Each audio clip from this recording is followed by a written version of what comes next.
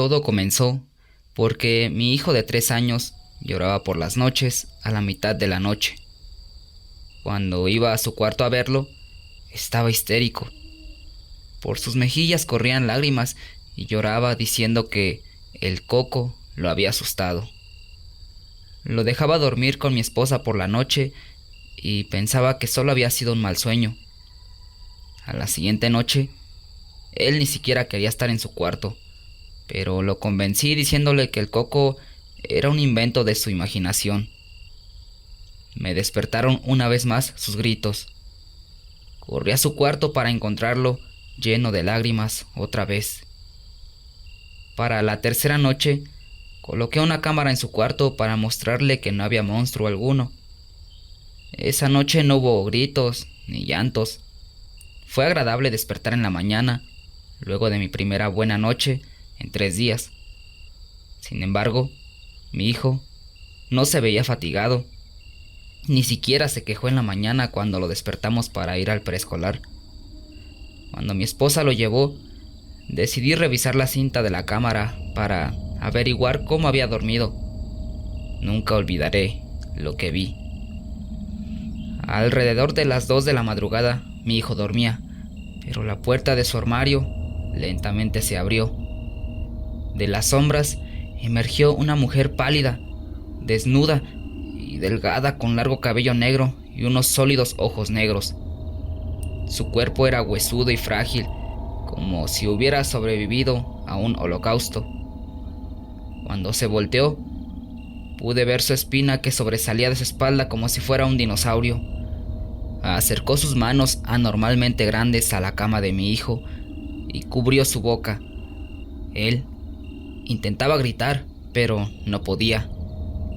La palma de una de sus manos fácilmente tapaba su cabeza y ahogaba sus gritos. Ella lo tomó con una facilidad que alguien con su frágil cuerpo no debería tener y caminó de regreso al armario con mi hijo en sus brazos. Una hora después regresó con lo que parecía un gusano que se convulsionaba del tamaño de una mochila y lo colocó en la cama de mi hijo antes de regresar de nuevo al armario. Durante las siguientes 2 horas lo vi torcerse y sufrir espasmos mientras crecía y mutaba hasta parecerse a mi querido hijo. Una vez que la transformación estuvo completa, salió de la cama, se puso una pijama, se volvió a meter y nos esperó. No sé qué es esa cosa que partió con mi esposa esta mañana, pero sé que eso no es mi hijo.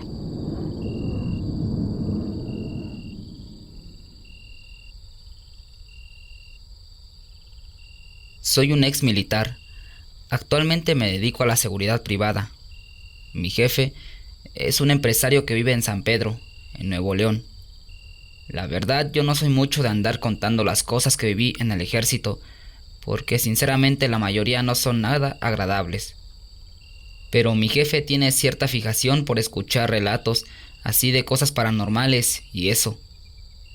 Él y yo platicamos poco, porque el señor no tiene mucho tiempo libre, pero siempre que lo hacemos me cuenta cosas así raras que le han pasado, con fantasmas, brujas y nahuales.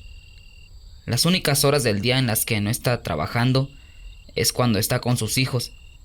Es divorciado, y a sus hijos también le gustan todos los temas paranormales. Y fue precisamente uno de los hijos del señor el que me hizo el comentario que estaría bien que yo contara la experiencia que tuve el último día que formé parte de las Fuerzas Armadas. Así que me animé a contar mi historia de terror. Bueno, yo causé alta en el sexenio de Calderón. Lo hice porque yo tenía un par de amigos que eran ya militares, y en una ocasión que pude platicar con ellos, me comentaron que les habían subido el sueldo. Lo que me dijeron que les estaban pagando era más de lo que yo ganaba en donde trabajaba en aquel entonces, así que me enlisté ese mismo mes. Para que se entienda por qué estaba en el lugar en el que me ocurrió la experiencia, es necesario que les dé un poco de contexto, solo lo básico. Estando dentro me asignaron a Tamaulipas, que en aquel entonces era el mero infierno, porque los Zetas andaban con todo. Ese cártel se quería apoderar de todo el país, así que la guerra estaba durísima en todas partes. Se tenía el rumor de que esa gente había sido parte de las fuerzas especiales y que era por eso que era difícil combatirlos. Por aquellos años, el cártel de Jalisco creó un brazo armado específicamente para hacerle frente a los Zetas. De hecho, se hacían llamar los Matazetas. Todo lo que restó del sexenio de Calderón, yo me mantuve en Tamaulipas, no en la misma ciudad, pero siempre en el mismo estado. Cuando entra Peña, somos trasladados a Jalisco. Para ese entonces los Matazetas ya habían evolucionado al cártel de Jalisco Nueva Generación. Su líder controlaba todo. Tenía comprado a medio estado, desde la señora de la tienda de la esquina hasta gente del gobierno. Era muy difícil trabajar. A los que nos asignaban ahí no durábamos mucho. Nos movían muy seguido. Era como una medida de prevenir que se generaran lazos entre la maña y el ejército. Del 2013 al 2018 estuve en Colima, Guanajuato y Guerrero. Al momento de que sale Peña y entra Obrador, somos movidos a Zacatecas, que para ese entonces ya llevaba varios años siendo el campo de batalla entre la gente de Jalisco y la gente de Sinaloa. Zacatecas olía a muerte. Estaba lleno de pueblos fantasmas. Toda la gente que habitaba esos pueblos huían, claro, si las balas no los mataban primero. Bueno, fue en Zacatecas donde viví la experiencia que me haría causar baja del ejército. Nos mandaron a la sierra, que está detrás del Cerro de la Bufa. Estábamos más o menos a la mitad, entre el cerro y la carretera Morelos-Cosio. Nos habían enviado a interceptar a un convoy armado de la gente de Jalisco. Lo que nosotros no sabíamos era que los de Sinaloa también estaban en la sierra, esperando ese mismo convoy. Así que a la mera hora se armó tremenda balacera. Muchos muertos. Solo una camioneta de todo el convoy pudo salir de ahí. Cayeron todos los de Sinaloa y del ejército nada más quedé yo. Fue de pura suerte. El que me estaba tirando no contó bien sus balas y fue por eso que pude matarlo. Para ese momento los de Jalisco ya se habían escapado. Todo esto ocurrió a las 2 de la mañana. Así que ahí estaba yo, completamente solo, en medio de la sierra, a mitad de la madrugada y rodeado de cadáveres. Sin más que hacer, empecé a caminar. No pasaron ni 5 minutos cuando empecé a escuchar ruidos, muchos ruidos que no tendrían por qué sonar a mitad de la sierra. Podía oír pasos. Era un andar tranquilo. Me parece que era de mujer porque sonaban como tacones, pero el ruido era el que hace un zapato de tacón al moverse por vitropiso. También se escuchaban como si varios espejos estuvieran quebrando. El sonido, aunque sonaba a la distancia, tenía mucha nitidez. Recuerdo que al mismo tiempo se escuchaban risas, no carcajadas ni nada escandaloso. Más bien sonaba como las risas que hay en una charla entre personas. Y a pesar de que ninguno de esos ruidos parecía representar alguna amenaza, yo sentía miedo. No podía correr ni tampoco podía acelerar el paso, porque durante el enfrentamiento, con tal de evitar ser alcanzado por una ráfaga de balas, me había movido de forma brusca hacia unas rocas y una de mis piernas golpeó contra una piedra con filo. Por supuesto que yo quería correr, pero no quería caerme y lastimarme más, así que simplemente seguí caminando al mismo ritmo. De pronto, alguien me llamó por mi nombre. Eso me hizo detenerme de inmediato. No debería haber nadie ahí, así que no era posible que alguien me estuviera hablando. Me volvieron a llamar por mi nombre. Era la voz de una mujer. No me atreví a voltear. Simplemente giré un poco la cabeza y al ver de reojo, noté que a escasos 3 metros detrás de mí estaba una mujer. No alcancé a notar ningún detalle en particular, ni rasgos ni vestimenta. Supe que era una mujer por la silueta, solo por eso. Volví la vista al frente y continué caminando. Di unos 20 pasos y volví a mirar de reojo. La mujer estaba a la misma distancia. Me estaba siguiendo y avanzaba a la misma velocidad que yo lo hacía. Pero algo en la mujer había cambiado. Ahora sí podía notar un par de rasgos en su rostro. Era oscuro y creo que tenía cuernos. Fue tal la impresión que me llevé que casi se me corta la respiración. Las piernas me temblaron un poco, pasé saliva y hasta sentí caliente la frente. Me mantuve firme y continué mi camino, sabiendo que esa horrible cosa seguía detrás de mí, temiendo que en cualquier momento pudiera ser atacado. Entonces otro sonido comenzó a sonar. Era el cascabel de una serpiente. Sonaba muy rápido y muy fuerte. Me estaba aturdiendo. Al cascabel se le sumaron un montón de lamentos, aullidos y otros sonidos entendibles. Hasta podía escuchar como si un río corriera bajo mis pies. Creí que iba a enloquecer. La mujer volvió a llamarme por mi nombre. Ya no pude controlar aquella situación y decidí voltear. Nunca he podido sacarme de la mente lo que vi al girarme. Ahí estaba la mujer, con ropas celestes, cabello a los hombros, de estatura promedio. Sus rasgos faciales eran inhumanos. Sus ojos tenían una forma casi recta en la parte de arriba. Su frente era prominente y sus pómulos abultados. Tenía la barbilla puntiaguda. Ella era muy delgada, demasiado diría yo. Toda su piel era oscura con manchas más oscuras. Así estaba en pies, brazos, cuello y cara. Estaba descalza. Sus dedos, de pies y manos, estaban torcidos, atrofiados. Además, sus piernas y brazos parecían estar dislocados.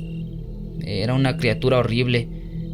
Y sí, tuve la desgracia de alcanzar a ver tantos detalles porque el cielo estaba completamente despejado y la luna brillaba con fuerza. Los ojos de aquella cosa eran profundamente negros y su pupila brillaba, igualito que los de un gato o una serpiente. Yo estaba petrificado. Sentí como el tiempo se detuvo. Esperé que el monstruo hiciera cualquier cosa, pero nada pasó. Así que, sin retirar mi vista de la extraña mujer, empecé a dar pasos hacia atrás.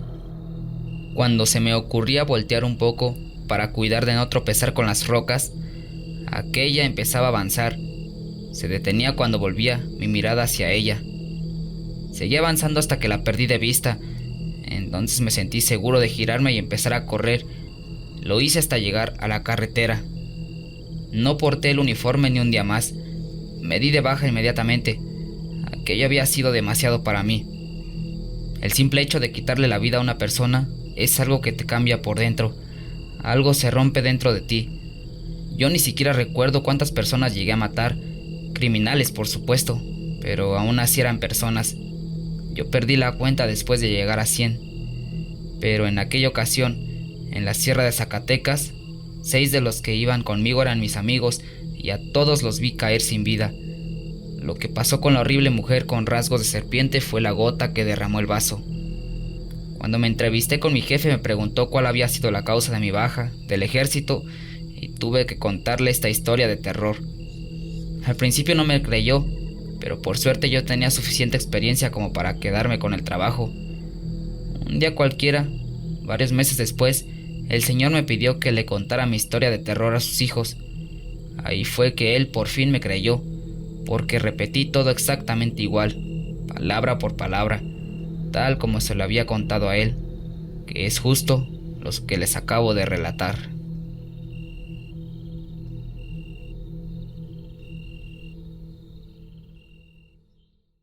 Les contaré una anécdota que me pasó con un amarre que me pidió una chica. Un día estábamos celebrando, ya que estaba de cumpleaños, y llegó una mujer que no conocía, la cual me dijo: mi amiga me dijo que hacías amarres y quiero contratarte.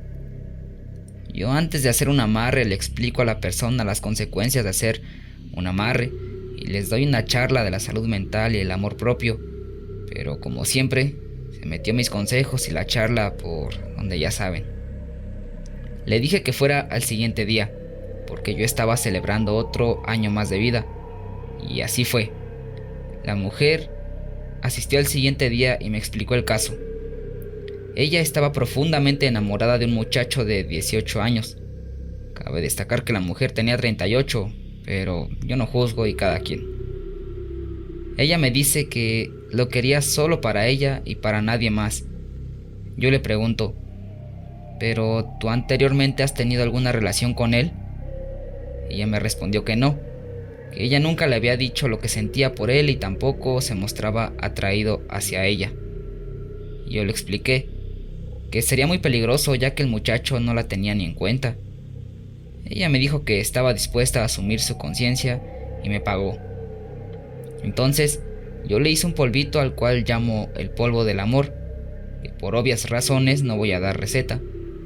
Le digo que pasara en 2 días para que lo buscara.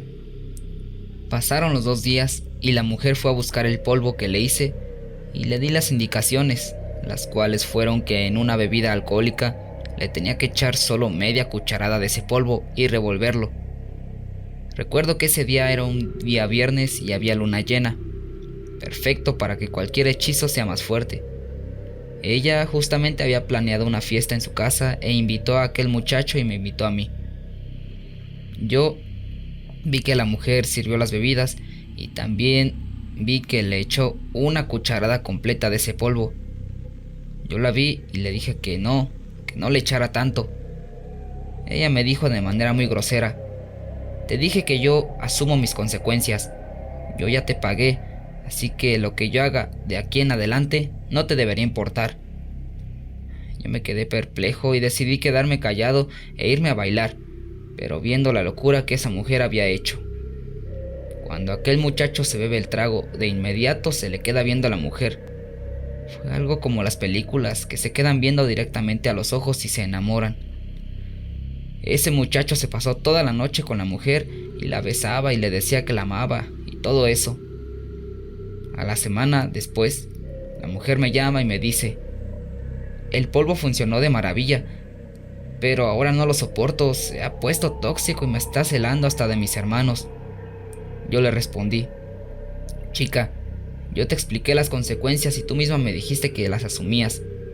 Además, te recuerdo que el día de la fiesta me hablaste muy mal y dijiste que lo que hicieras desde ese día no era problema mío, así que lamentablemente no te voy a poder ayudar.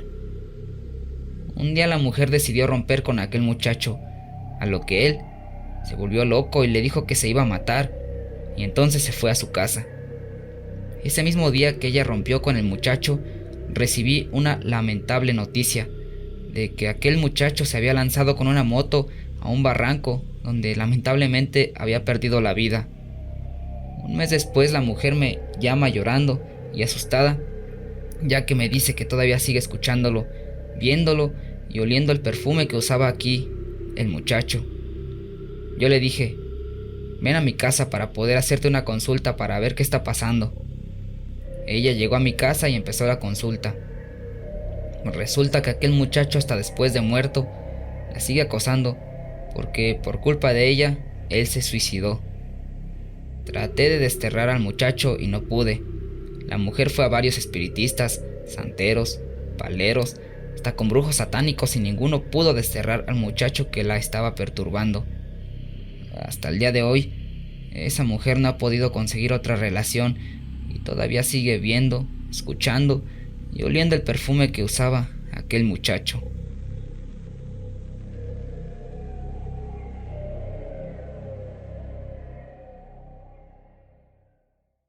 Y así es como llegamos al final de este video, amigos. ¿Qué les parecieron las historias? Si les gustaron, no olviden dejar su like y también suscribirse al canal para seguir creciendo. También compartan el video con sus amigos o familiares que sepan que les gustan las historias de terror. Y de igual manera, mándenme sus historias. Ya saben que en la descripción del video siempre les dejo el correo electrónico y en un futuro planeo hacer algún grupo de Telegram o en WhatsApp para que más fácil ahí me puedan mandar sus historias. Y bueno, sin más por el momento, me despido de todos ustedes. Nos vemos en la próxima.